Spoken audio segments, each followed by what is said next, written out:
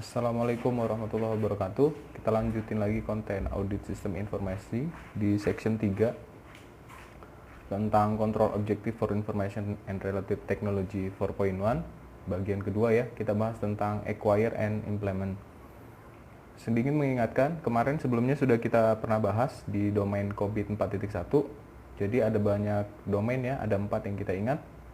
Jadi kemarin pertemuan sebelumnya udah kita bahas di COVID yang sebelumnya, ada PO, kemudian kita bahas hari ini adalah tentang AI. Apa itu AI? Kita akan bahas pertama yaitu domain yang kedua, perolehan dan implementasi, acquire and implement. Ini apa sebenarnya adalah merealisasikan strategi TI, kemudian perlu diatur kebutuhan TI, diidentifikasi, dikembangkan dan diimplementasikan secara terpadu dalam proses bisnis perusahaan. Domain Acquire and Implement atau AI terdapat 7 high level objectives. AI yang pertama yaitu mengidentifikasi solusi otomatis. Di yang pertama ini ada 4 turunannya. Yang pertama adalah ketentuan dan pemeliharaan kebutuhan fungsional dan teknis bisnisnya. Kemudian yang kedua adalah laporan analisis resiko. Yang ketiga adalah studi kelayakan dan formulasi rangkaian tindakan alternatif. Yang keempat adalah persyaratan serta keputusan dan pengesahan kelayakan. Kemudian di AI yang kedua, ini ada yaitu memperoleh dan memelihara perangkat lunak aplikasi.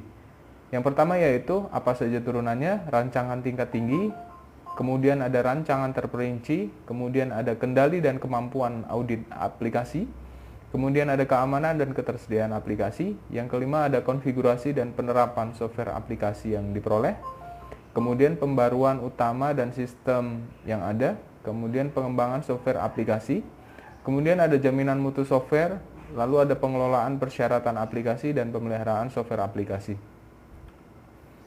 Kemudian yang ketiga yaitu AI memperoleh dan memelihara infrastruktur teknologi. Yang pertama ada rencana pemerolehan infrastruktur teknologi, kemudian perlindungan dan ketersediaan sumber daya infrastruktur, kemudian yang ketiga pemeliharaan infrastruktur, berikutnya yaitu lingkungan uji kelayakan. Kemudian yang keempat ada memungkinkan operasional dan penggunaan.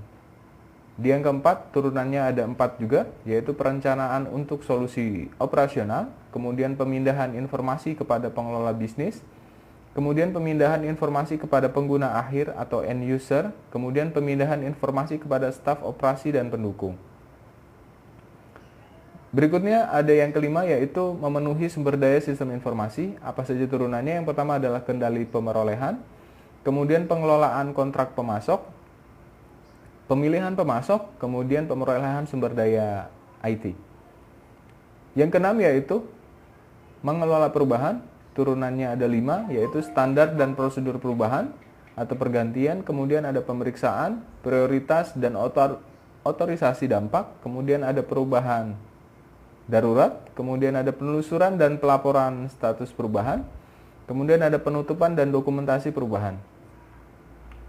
Kemudian yang ketujuh, ini ada instalasi dan akreditasi solusi beserta perubahannya. Turunannya ada 9, yang pertama adalah pelatihan, yang kedua adalah rencana tes, ketiga adalah rencana penerapan, kemudian yang keempat adalah tes environment, kemudian yang kelima adalah konversi sistem dan data, kemudian yang keenam adalah pengujian perubahan, ketujuh ada ujian penerimaan akhir, kedelapan ada promosi produksi, kemudian kesembilan ada ulasan pasca penerapan.